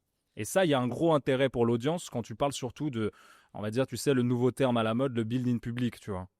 Où maintenant, ok, je build in public, mais j'ai déjà 1 million dans le coffre. Mais je build in public, les gars. Ok. C'est Ok. pas du Est-ce que build in vous public, pensez tu vois. pas que tu as un. On en parlait, on avait fait ça sur un podcast justement, on parlait du gimmick de l'authenticité. Tu vois, quand tout le monde se met à faire le même format, en fait, derrière, tu as l'impression de regarder la même vidéo, mais avec un visage différent. Et fondamentalement, tu n'as pas tant de personnes que ça qui arrivent à apporter vraiment un unfair advantage, un élément très différenciant. Et on avait pris l'exemple de Daniel Dallen, tu vois, où tout le monde s'est mis, tu vois, Daniel Dallen, il a repopularisé les vlogs business. Tout le monde a fait du Daniel Dallen pendant 6 mois derrière. Ouais. Genre, les mêmes musiques, les mêmes cuts, la même écriture, la même façon de l'afficher à l'écran, presque essayer de raconter plus ou moins la même histoire. Mais derrière, du coup, bah, c'est plus intéressant parce que tu as l'impression de regarder une Une copie copie, de tu vois. Daniel Allen, bien sûr. Est-ce qu'on n'arrive pas à une ère où c'est pas la capacité à produire qui va être. Parce que tu vois, il faut la faire quand même, cette vidéo-là, elle va faire un petit peu de vue, mais c'est la capacité à aller chercher ta singularité avant tout qui va créer la différence. Et du coup, le problème, c'est pas le format, mais c'est le créateur. C'est ça. Ouais. Parce que la singularité, elle vient de toi. C'est-à-dire que moi, personne peut être Mike. Personne peut être C'est William. vrai. Personne peut être Massy. Personne peut être Baptiste. Et donc, en fait, ta singularité, elle vient de toi. Moi, il y a des gens, ils vont me détester parce que je porte des lunettes ou parce que j'ai un gros front. Tu as des gens, ils vont m'adorer parce que j'ai des lunettes et un gros front. En fait, c'est une chose où. Et c'est hyper intéressant ce que tu dis, William, et je te remercie pour ça parce que ça me donne l'occasion d'en parler. C'est encore une fois le côté expédition clair-obscur et d'autres jeux. Pourquoi, en fait, ça a fait un tabac? C'est parce qu'ils se sont concentrés d'abord sur ce qu'ils voulaient voir dans l'horizon du jeu vidéo. Pas forcément sur. Exactement. Pas sur ce que les gens attendaient et ce que les gens voulaient. Et en fait, lorsque tu te dis, OK, bah, je me mets à la place de mon auditeur ou de mon lecteur et tout, et qu'est-ce qu'il veut entendre, t'es déjà pas dans l'authenticité. Si toi, tu te dis par Et dans le contre. gimmick de l'authenticité. Exactement. Et si toi, par contre, tu te dis, putain, mais bah, typiquement, moi, à l'époque, avec le côté vlog par semaine où je montre de A à Z, je me dis, putain, et moi, je veux voir un gars qui commence de zéro. Il n'y a personne qui a fait ça en France, surtout dans le domaine du copy. Putain, mais moi, je veux être ce gars. Et voilà, et je me suis lancé. Et donc, ça, c'est authentique. Parce que j'ai pas attendu qu'un autre se lance, qu'il fasse la même chose, que je copie, que ça, je vois que ça marche bien, où tout est stratégique. Tu vois. C'est plutôt la personnalité que tu mets dans ton contenu. Et en fait, le contenu, c'est une forme de Aussi, bien pub. sûr. Tu dois le faire pour toi, Mais pour le de faire ouf. pour les autres, et après, t'attires les autres. De ouf, ça, on a ce débat-là, tu vois, avec Bat aussi souvent, parce que moi, mes vidéos, je veux qu'elles soient léchées, je veux qu'elles soient euh, produites, je veux avoir mes lunettes, je veux avoir mon monde Matrix, je veux avoir mon gros branding, et je suis même à 5% de ce que je veux faire sur YouTube. Parce que je veux vraiment aller sur le côté court-métrage et tout. Et Bat, au contraire, lui, c'est pas son kiff. Lui, son kiff, c'est donner de la valeur brute, faire sur un Google Ouais. Doc et bombarder. Et la dernière fois, on avait ça, je disais, mais gros, fais ça. C'est toi. C'est toi. C'est ça ta personal brand. Tu fais ça. Et puis le build-in, ça marche encore. Regarde, William, je te donne un exemple. On a lancé un petit entrepreneur jeune, il a 15 ans. Je vous ai dit, on va l'inviter, Théo. Il a 15 ans, là, il fait 30, mais à l'époque, il faisait 20K quand il avait fait sa vidéo. Donc, on a dit 20K. Et là, en 10 jours, elle a fait 80 000 vues. C'est sa première vidéo, début de la chaîne. Exceptionnel. Parce qu'on n'a pas juste build-in. On l'a scénarisé et on a hollywoodisé le délire. Et en gros, je pense qu'il y a un vrai sujet aussi sur le comment t'exprimes le format. Je pense que les gens ne se posent pas assez la question de le format, il attire, ok, comment moi, dans ma personnalité, je peux l'exprimer de la meilleure manière. Parce que c'est pas le format le problème. En vrai, je pense vraiment que c'est toujours le créateur et Bien qu'en sûr. fait, ça manque de patte créative. Ça manque de touch, ça manque de personnalité, c'est fade. Le problème, c'est juste que c'est fade.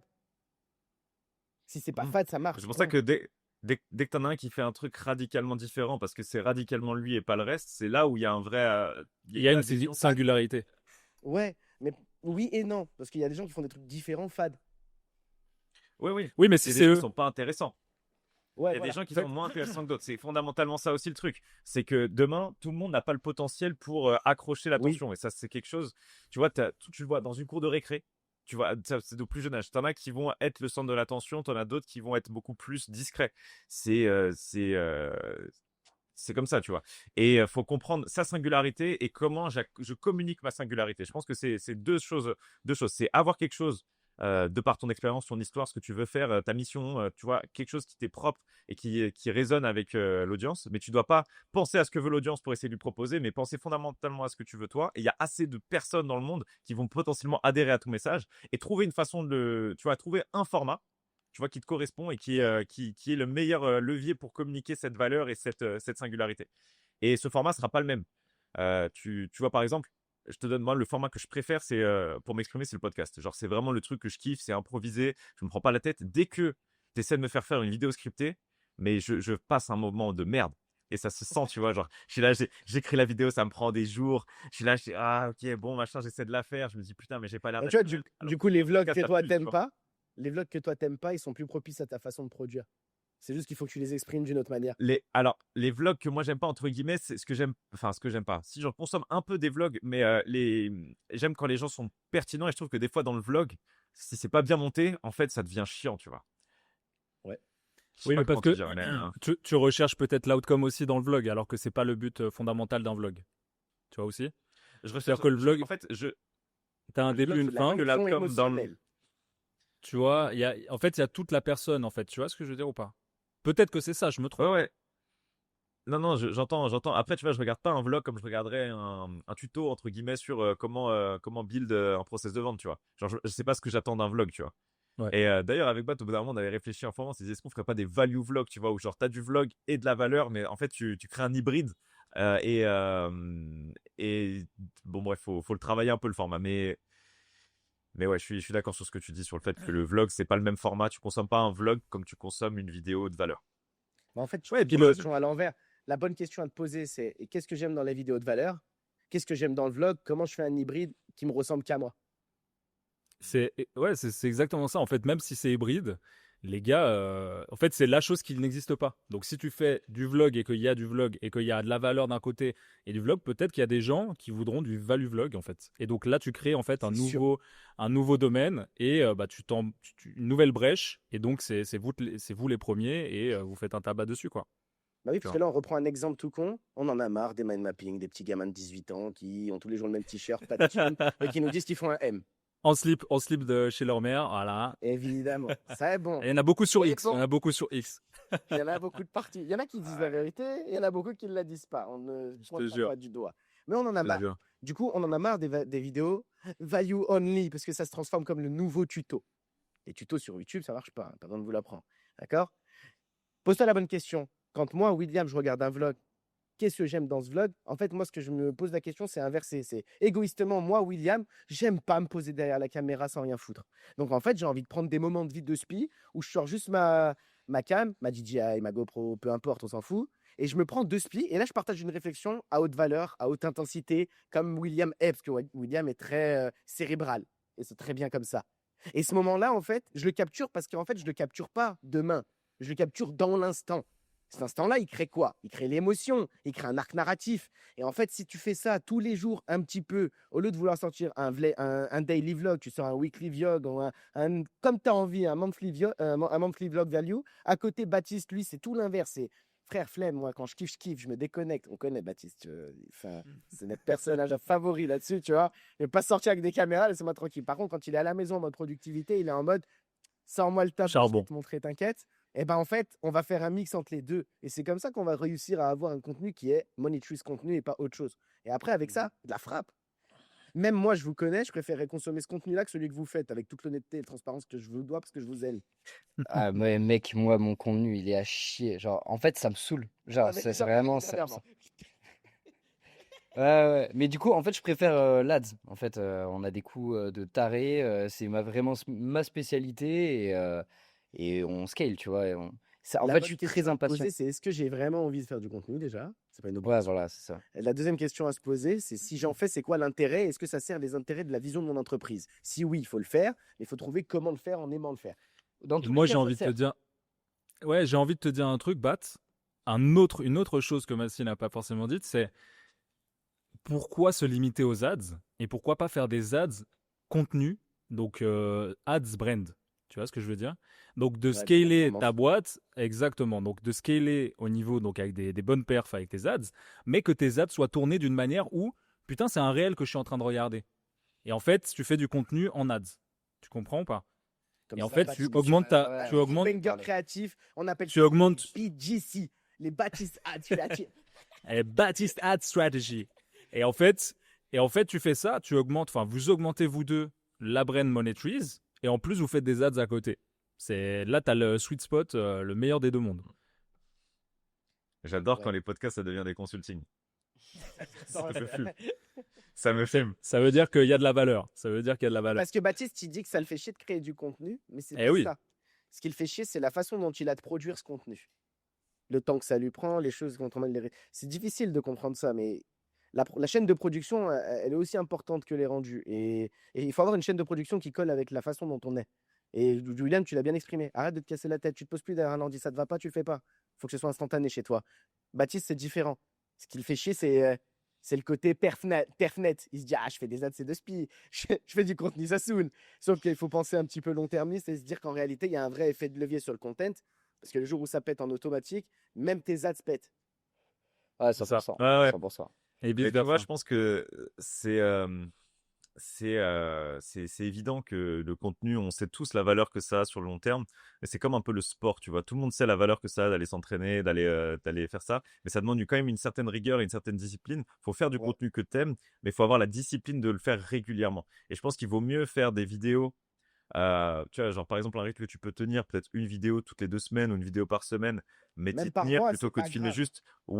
juste when you feel like it, tu vois. Et là, moi, dernièrement, tu vois, j'étais sorti de cette routine de production. J'avais beaucoup de taf et du coup, j'avais plus forcément envie de faire des vidéos. Je me disais, ah putain, il faut que je fasse une vidéo. Et du coup, tu sais, les quelques fois où j'ai pris la caméra, genre, c'était claqué, tu vois.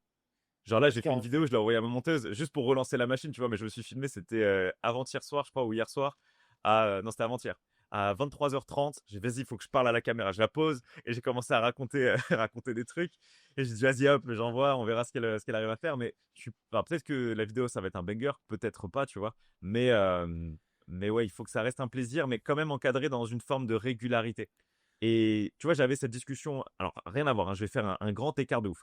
J'ai fait un coaching pour une dirigeante d'entreprise qui a une PME qui est dans comment ça s'appelle le monde de la billetterie pour les salles de spectacle et tu vois ce style de Événementiel. truc. Donc beaucoup de ouais dans le monde, mais c'est un milieu qui est très en retard entre guillemets sur toutes les techniques. Tu vois, genre je lui avais montré par exemple juste Loom et Calendly par exemple, c'est à des années-lumière des process qu'ils pouvaient avoir à l'heure actuelle.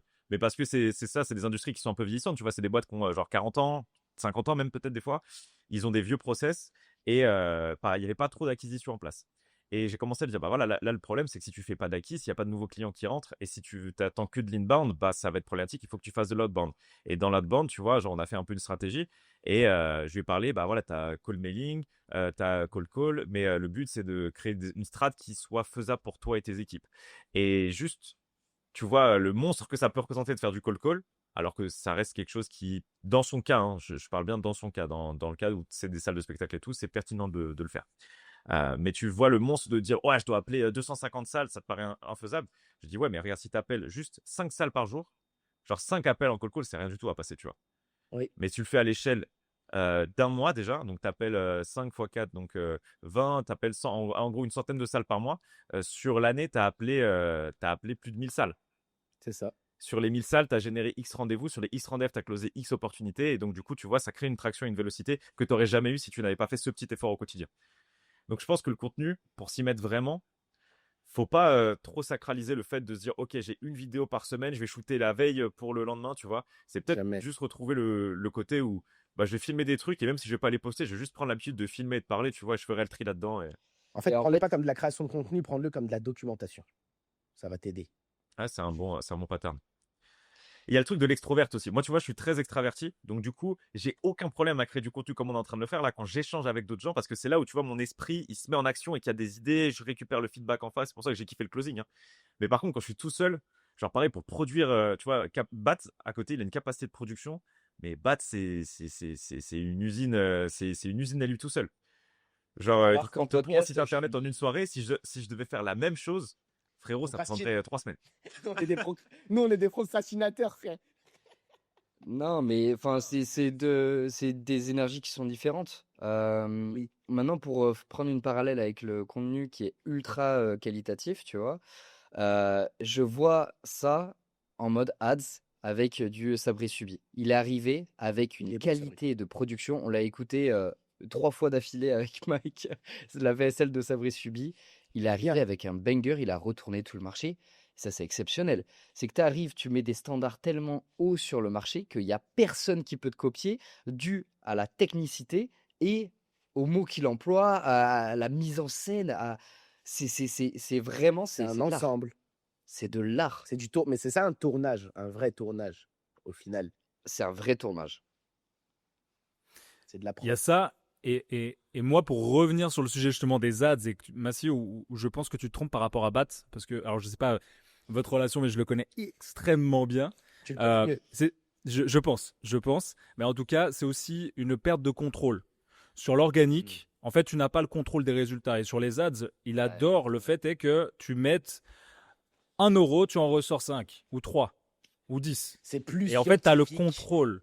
Ouais, Ouais, ça, mais c'est même en fait, c'est scientifique que à craquer. la scalabilité, elle est beaucoup plus contrôlée. En fait, tu sais là où tu vas. Mais là où justement, on va dire, où on a une vision, enfin, où bâti sur les ads, ça a une vision moyen, court-termiste, c'est que sur le branding après de monétrice, c'est très long terme. C'est-à-dire, où est-ce que tu te vois dans Ouais. 10 ans? Si aujourd'hui tu fais les actions, imagine dans 10 ans, vous êtes, enfin, les gars, on est encore tous jeunes. Dans 10 ans, tu as une t'es une multi-agence, tu as des multi-millions, enfin tu touches tellement de monde parce que ta brand, elle a été construite 10 ans en arrière. Et donc ton unfair avantage, c'est d'avoir fait 10 ans d'itération et d'avoir trouvé les angles dans ces 10 années, en fait, avec l'expérience Ouais. et, si tu veux, la réputation que vous vous êtes forgé. Et ça, Mm. tu peux le faire avec les ads, cumulés avec le contenu. Ouais, mais En fait, tu n'as justement, pas besoin de supprimer l'un ou l'autre. contrairement à vous, non, quoique, Massi, toi, tu as ta femme qui t'accompagne dans ton business partner. Avec William, on est deux. William qui est très à l'aise en J'ai aussi caméra. ma femme qui m'accompagne. Oui, c'est vrai. Mais vos deux femmes ne se montrent pas. Non. Ben, dites-vous que moi, je suis la femme de William. Parallèle Voilà. incroyable. Voilà. J'ai compris l'idée. T'as raison. Incroyable. Il y en a un qui peut porter le compte seul, ça c'est pas un sujet. Hein. Oui. Ah, c'était un sujet au tout début, justement. Je me rappelle avec Bat, au tout début, on s'était dit comment on fait. Est-ce qu'on fait tous les deux du content et ça peut être un peu notre avantage parce qu'on a ce côté très complémentaire. Est-ce qu'il y en a que un qui le fait Et ça a été on a itéré grave là-dessus. parce que c'est plus facile aussi, tu vois. C'était une des problématiques qu'on a eu quand on a créé la chaîne, c'est que comme tu as 2 identités, tu as une partie de l'audience qui suit pour Bat et une partie de l'audience qui suit pour William. Et du coup, quand tu sors une vidéo, tu as l'audience de Bat qui va regarder, mais pas entre guillemets pas la mienne sur la chaîne, donc ça peut altérer les performances aussi. Donc tu vois, il y a tout un tas de trucs. Après, je suis content d'avoir fait les vidéos qu'on a faites, tu vois. Mais il y en a qui ont popé, il y en a qui n'ont pas popé. Il y en a qui m'ont pris grave du temps à sortir, qui ont fait genre très peu de vues, d'autres que j'ai filmé en m'en battant les couilles et qui ont explosé. Ouais, c'est toujours ça. Hein. Content, hein. Ouais, c'est toujours ça. C'est le jeu du content. Mais ouais. Mais oui, mais D'ailleurs, rien Edouard, quand n'empêche tu que. ici, là Septembre. septembre, Let's Ouais, go. on fin prépare août, toi en amont. faut Ça y est, j'ai bien avancé sur tout là. Vous sentez pas que je suis tranquille, je suis libre. T'as l'air plus détendu. J'ai hâte de voir ça, moi. Avec J'ai celui-là, hâte de voir évidemment, ça. on peut comprendre pourquoi je suis plus détendu en privé. Mais Ouais. à côté de ça, même professionnellement, c'est cool en vrai. Il y a tout qui s'est débunké, les choses vont dans le bon train. Et en vrai, bon, comme je vous ai dit, j'ai mis juste un peu plus de patience dans les ambitions personnelles pour calmer le jeu. Parfois, il faut savoir prendre son temps pour aller sauter encore plus loin. Tu vois. Je recule un petit peu, boum. Mhm. Ouais, carrément. Il y a des saisons en plus dans le business. Moi, Ouais. enfin, tu vois, là, en l'espace de, ça fait quoi? Ça fait 1 an et demi qu'on a l'agence, Bat? Ouais, 1 an et demi. Ça passe vite, Et hein. 1 an et demi, il y a eu plus que 4 saisons, hein. Il y a eu des hauts, des très très hauts, des milieux, des bas, hop, fallait rebondir et tout. Donc, ah non, j'ai vieilli en 1 an et demi là. Mais du coup, Ouais. Tu t'es assagi. tu t'assagis et aussi tu développes une certaine humilité parce que quand tu es entre guillemets au top que tout te sourit, tu te rends compte que tu es un peu reckless, tu vois, et que dans les choix que tu fais, dans les trucs que tu mets en place, tu n'anticipes pas toujours de la même façon que quand tu t'es pris la gifle du marché et qu'après tu as rebondi. Et donc, du coup, là, il y a plein d'apprentissages cumulés sur une période de temps qui est très courte. Et ça, c'est très, très cool. Moi, j'apprends que Ouais, tu grossis et en fait, plus les trucs que tu fais, ils prennent un peu plus de temps à être mis en place parce que c'est plus gros et que ça nécessite parfois un peu plus de réflexion. ouais. Puis Bizarrement, après, au c'est final, c'est pour ça que ce prendre podcast le temps. s'appelle Ouais Gros, je pense. Ouais, exactement. Ouais, gros, bien sûr. C'est Exactement, l'idée. c'était étudié. Ouais, en vrai, C'est l'idée. si tu savais comment on a étudié l'idée, Freestyle complet. 3 messages sur Mais tu WhatsApp. vois, Ah ouais, lourd de ouf, go! non, mais tu vois, typiquement, pourquoi je kiffe faire des podcasts, c'est que qu'il fasse le podcast, il fait pas des vues de ouf, tu vois. Il fait quelques, allez, si on fait une centaine de vues par épisode, tu vois. Mais je me dis, tu sais, 100 personnes, c'est déjà pas mal en vrai. Et On surtout fait- que tu te prends énormément de plaisir à le faire, tu vois. Parce que Genre tu le là, fais plus pour genre toi là, que pour les autres. ouais, ouais, exactement. Et genre là, j'étais grave content qu'on se revoie parce que ça fait 2 semaines ou 3 semaines qu'on n'avait pas fait de pod. Genre là, je suis grave content qu'on fasse un petit point comme ça. Et ça, tu vois, je pense que je pourrais faire ça toute ma vie, même si ça fait jamais plus de 1000 vues par épisode, peut-être dans On 10 ans, tape. tu vois, j'en aurais rien à foutre. C'est ma legacy, tu vois, entre guillemets, je vais pouvoir reprendre les tout premiers podcasts et me dire putain, je pensais comme ça à l'époque, mais ça, je l'ai complètement débunké après parce que j'étais confronté à telle situation et tout. Genre, De c'est ouf. ça la beauté du truc. Ah, parce que c'est De le ouf. seul truc que tu as pris comme une documentation et pas comme de la création de contenu au final. Ouais, ouais, c'est ça. C'est ça, c'est ça. Et C'est parce qu'il y a ton, l'interaction. c'est ton unfair as Genre, on j'aurais pas stage. pu faire un journaling, genre me filmer et parler tout seul à facecam, et peut-être que ça aurait été moins naturel. Mais là, il y a Ouais. plusieurs choses. Il y a le fait qu'on soit avec d'autres gens et que tu aies de l'accountability. Ça veut dire que tu sais que les autres, ils vont show up le jeudi, donc faut que toi, tu sois là le jeudi et que t'assures, tu vois, et que tu Oui. fasses un truc cool. Et, euh, et je pense que ça y joue quand même. Tu vois, là, je prépare un Aerox. Genre, tous les entraînements, c'est un pote qui m'a inscrit, en fait, de force, tu vois. Genre, il y a pas eu de notion de consentement. Genre, il me dit, OK, mec, pour ton anniv, je nous inscris, on fait l'Aerox de Genève à la fin de l'année. OK, soit, tu vois.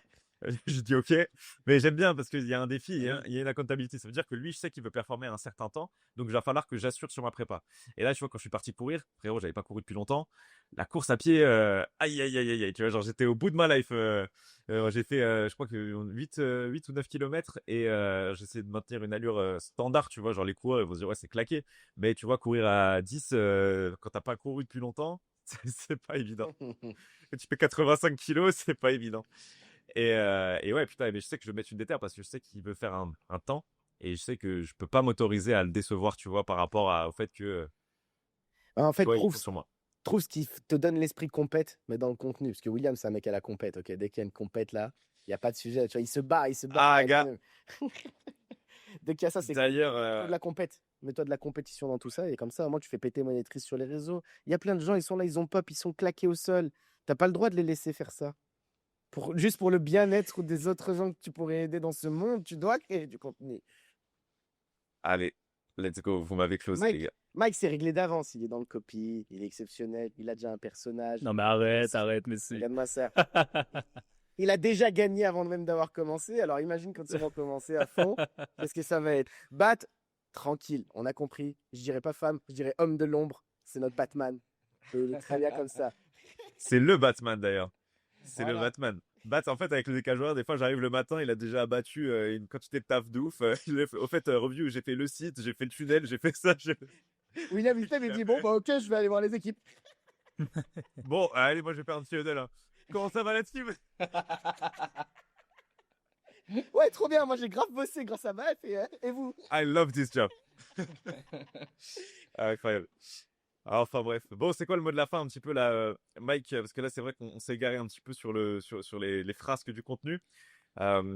Si tu devais parler au Mike, tu vois, qui regardait un petit peu le copywriting, les différentes choses qui vont sur Internet, c'est quoi les apprentissages dans l'espace de 3 ans, là, tes plus gros apprentissages, les plus grosses barrières mentales qui ont été abattues, et comment tu lui transmettrais ça? Le Mike d'il y a 3 ans, et je pense que je vais m'adresser à beaucoup de copies qui me regardent en sachant que soit ils débutent, soit ils ont leur première mission, et on a tendance, si tu veux, à mettre les gens sur un piédestal, surtout nos premiers clients. Et je pense que je lui dirais, frérot, ouais gros, je lui dirais gros, ne mets personne sur un piédestal, ils sont au même niveau que toi, ils sont juste un peu plus loin, mais ne mets personne sur un piédestal. Parce que je suis rentré dans des entreprises, vous imaginez pas, genre la puissance, genre des top 1 FR, et en fait, j'ai vu que c'était le dawa à l'intérieur. Surtout une expérience en 2022, je crois, en développement perso, où en fait, j'ai vu le vrai côté sombre, si tu veux, de ce côté un peu idéalisé du monde de l'entrepreneur. Et donc ne mets personne sur un piédestal, reste toi-même, fais les choses bien, sois professionnel. Tu ne peux pas contrôler non plus la copie. Je dirais que le côté copywriting, on a tendance à souvent se mettre la pression dessus en étant justement, en voulant faire tout bien à son summum. Mais en fait, tant que tu ne l'as pas testé sur le marché, ça ne sert à rien. Donc en gros, tu vas faire des hypothèses sur le marché, sur ton instinct aussi. Donc utilise ton instinct, mets-le sur le marché. Regarde les datas, parce que le copywriting aussi, ce qu'on oublie de dire, c'est qu'il y a beaucoup de créativité derrière, beaucoup d'humains, mais il y a aussi beaucoup de science, c'est-à-dire qu'il y a les datas. Et c'est pour ça que quand on bossait, on collaborait ensemble pour eh bien, Top FR aussi, un autre infopreneur, eh bien, Baptiste et moi, ou même William, on travaillait vraiment conjointement sur les datas, sur les données, sur les ventes, sur combien ça nous a rapporté cette semaine, combien on a fait, la page de vente, la VSL, le hook de l'opt-in, etc. Parce qu'il y a beaucoup d'itérations à faire avant de trouver le sweet spot. Et on en parlait par exemple au niveau des ads, il m'a fallu peut-être des dizaines d'ads avant d'en faire une, par exemple, où Baptiste m'écrit un soir en mode putain mec, on a fait un x4, je comprends pas ce qui nous arrive, c'est incroyable, tu vois. Parce qu'en fait, on réitère. Ouais, donc en gros, l'idée, c'est vraiment te mettre beaucoup moins de pression parce que le copywriting, c'est de l'art et de la science et donc c'est pas un truc qui est figé dans le temps. C'est quelque chose qu'il faut tester. C'est quelque chose qu'il faut itérer aussi beaucoup et être à l'aise avec les datas que tu peux recevoir. Et si c'est de la merde, c'est ta copie, donc c'est ton texte qui est de la merde, mais ce n'est pas toi. Ça, c'est vraiment une chose importante que je lui dirais. Et en fait, que tu peux le faire tout simplement, que tout ce que tu vois sur les réseaux, les gens ne sont pas plus intelligents que toi, ils sont juste plus loin, plus avancés. Ils ont pris plus d'échecs dans la gueule que tu ne peux l'imaginer, et j'en ai pris moi-même. Hein. Et donc, ne fantasme pas non plus ce que tu vois sur les réseaux, et reste sur ton chemin, tout ira bien, et avance avec tes valeurs. Voilà ce que je veux dire. C'est beau. Ouais, la comparaison Ouais, sur les réseaux sociaux quand tu débutes, je trouve que c'est le pire truc. Ouais. Ouais. C'est un enfer, tu peux pas avancer. Ah, complètement. Et c'est un truc, je pense que tout le monde l'a à différents degrés. Je pense qu'il y en a qui sont beaucoup plus sensibles que ça que d'autres. Et Ça me fait penser à un truc que j'ai vu dans un podcast que j'ai trouvé hyper pertinent. C'était une top sales qui justement avait pas mal de. Tu la connais peut-être toi, Massy. Elle est passée chez Jocaris il y a pas longtemps. Je crois qu'elle s'appelle Shannon, un truc comme ça. Ça me dit un truc. Euh, Shannon quelque chose, ouais. Et au bout d'un moment, elle va voir un psy, elle raconte dans le podcast, et le psy, il lui demande, ouais, mais qui tu es quand... Parce qu'elle se définissait par sa performance, en fait. Ah, Et du coup, parce que c'est ce que tu disais toi un peu, Mike, par rapport au fait, Mhm. j'ai fait mon copie, je suis un bon, j'ai fait un mauvais copie, genre en gros, je suis top, Exactement. tu vois. Et comment tu te définis si tu te définis pas par ce que tu fais, enfin en termes de performance, qui tu es au-delà de la performance. Et ça, Ouais. c'est un truc qui m'a hit parce que c'est vrai qu'en ce moment, si mon business va bien, je me sens bien, si mon business va pas bien, je me sens pas bien. Ouais. Et je suis trop attaché aux résultats que je produis, du coup, parce que je me Mhm. définis par le résultat, par la performance. Et j'essaie de lâcher un peu prise sur ça parce que quand elle a sorti la punch, là, je l'ai pas bien sorti parce que j'ai plus le mot exact, tu vois, mais c'était l'idée en fait à travers ça. Mhm. Et je me suis pris une gifle un peu. Je me suis dit, putain, ouais, c'est vrai que, en gros, là, j'articule tellement mon identité autour de ce que je fais. Donc c'est bien parce que je suis passionné. Mais du coup, ça Ça te m'attache bride au aussi. résultat. Mhm. En fait, je suis ce que je produis. Mhm. Ce qui est faux. Ah Tu ouais, vois, ce qui est complètement ce qu'il faux, bien faut. sûr. Et en fait, réussir à se détacher de ça et voir, bah, je suis pas que, entre guillemets, le top closer et player que je pensais être, etc. Il y a d'autres choses qui font que je suis ce que je suis, tu mais vois, en d'autres fait, valeurs que j'incarne, d'autres trucs qui sont Mhm. importants pour moi, tu vois. mais c'est plein de choses Mais que c'est tu sais important pas que quand tu c'est vas devenir trop. aussi. Exactement. Et c'est en fait, on est tous gros, tu vois, on est tous dans une logique de croissance. On est tous plus ou moins dans une logique d'acquérir plus de liberté, de devenir plus à chaque fois, tu vois. Mhm. Mais est-ce que j'essaye d'aller chercher plus pour remplir un vide ou pour Mhm. évoluer dans qui je suis, tu vois, c'est quoi? En fait, quel est le sens que je donne profondément aux choses, tu vois? Et je sais pas, en ce moment, j'écoute des moines Shaolin, j'écoute des mecs comme ça, un petit peu, genre, je sais pas, je suis dans ma période un petit peu, tu vois, et j'essaie de retrouver du zen, du sens et tout, mais c'est vrai que ça m'a hit parce que là, ça fait depuis le début de l'agence, tu vois, où en mode on est à fond avec Bat, enfin, on fait des heures de baiser. Depuis 1 an et demi, on essaie de construire des trucs et il y a grave du positif qui en ressort. Mais c'est bien aussi des fois de step back, tu vois, et de Mhm. se dire, ok, je suis pas juste ce que je produis, je suis plus que ça, tu vois, et ce que je produis, c'est une partie de ce que je suis. Voilà, Exactement. c'était le petit partage sur le Ouais, mais podcast. l'entrepreneuriat aussi, pour moi, c'est quelque chose de. C'est un chemin hyper spirituel, hein, qu'on le veuille ou non, hein, qu'on soit perché ou pas, sur toutes les formes. Ça te demande tellement de choses sur le développement personnel, sur ta compréhension de toi-même, sur la compréhension des autres, sur l'humain aussi en lui-même, sur les failles de l'humain, sur tes propres failles, sur les rencontres que tu fais, sur l'ouverture que tu peux avoir d'esprit. Enfin, ça te développe tellement puissamment que ça te pousse dans tes retranchements et c'est une voie qu'on a tous choisie ici et que potentiellement nos auditeurs aussi ou qui veulent la suivre aussi, mais qui va demander beaucoup de chemin intérieur à faire aussi. Parce que effectivement, il y a beaucoup de choses qu'on doit tous, hein, autour de cette table, travailler. Le côté justement mise en relation par rapport à ce que tu produis et ce que tu es, par rapport à, voilà, si tu fais un mauvais mois, ça veut dire que tu es une grosse merde, alors que pas du tout, tu vois, ça n'a rien à voir. Et il y a aussi une dernière chose, en tout cas, si je peux me permettre pour terminer ça, c'est que j'avais tendance à haïr les gens.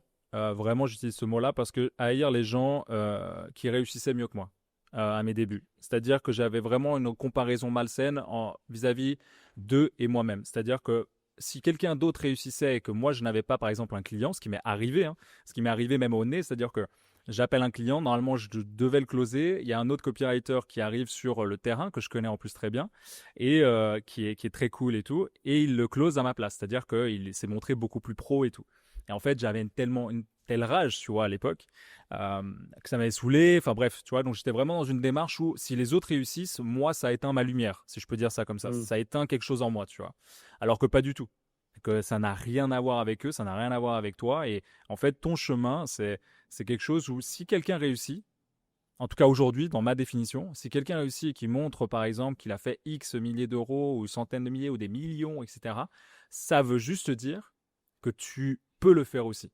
Et donc C'est juste maintenant, une possibilité maintenant. exactement, qu'est-ce qui fait que cette personne-là a mieux réussi que toi? Pose-toi les bonnes questions. justement, il y a beaucoup d'ego dans le côté entrepreneuriat et il faut l'éliminer un peu plus chaque jour, tu vois, et être, comme je l'ai dit au début de podcast, très en mode humilité. J'ai beaucoup de choses à apprendre. Je suis pas du tout dans le syndrome de Denis Kruger aujourd'hui et je l'ai été, forcément, je pense un peu comme tout le monde ici, où tu signes un client, bam, ça va bien, tu écris, boum, ça pète, tu fais des mois records et en fait, après, ça se casse la gueule, tu sais pas pourquoi. Et donc voilà, je dirais aussi que dans le côté entrepreneuriat, si vous voyez quelqu'un réussir, félicitez-le. C'est top. Ça veut dire qu'il vous a montré la voie et vous pouvez aussi en faire de même. Et vous avez une jambe, deux jambes, pardon, deux bras, une tête. Et vous pouvez aussi faire la même chose. Donc voilà, je terminerai sur cette note un peu motivationnelle. Yes. C'est nickel. Parfait. Et messieurs, je vous dis à la semaine pro, prenez soin de vous. Merci à tous ceux qui suivent le pod. N'oubliez pas de vous mettre 5 étoiles sur Apple Podcast, sur Spotify. Ça, c'est Donnez de la force. rédaction, les gars. Eh. Ouais. Ça donnait de la Quand force. je fais le podcast, première fois que je me réveille. Donnez de la force à Massy, à William, N'hésitez pas à- Abonnez-vous. à Baptiste. Merci ouais. beaucoup en tout cas les gars aussi de m'avoir invité. Et C'était si vous très devez très suivre cool. Mike, vous le Ouais. suivez où? Ah oui, Mike. Sur YouTube, parce que sur ma chaîne Hero Mike /copywriter, vous allez me trouver normalement sur YouTube. Vous pouvez m'écrire aussi en DM sur le Copywriting Hero sur Instagram. Et n'hésitez pas aussi à suivre William, Baptiste, Massy, qui sont de très très belles personnes. Et j'ai hâte potentiellement de te connaître aussi en live, Massy, quand tu viendras. Il va venir à Bali. Eh, Voilà, je suis en train de regarder avec ma magnifique. femme, là. Il y a moyen qu'on. Ah voilà. Let's go. Voilà. 14 au 29, j'y suis avec le Bat et Mike, justement. Si tu Exactement. dernière Moi, il y a semaine de moyen. juillet, Sur la dernière semaine de j'y suis. juillet, normalement, c'est bon. Mais je vous tiens juste, je vérifie. Là, je vais les faire sauter à l'école de Spi. Là. Allez, Et, ça serait je pars. incroyable. Ah ouais. Ça serait incroyable, mec. Mais ouais, on se tient au courant. Tiens la team.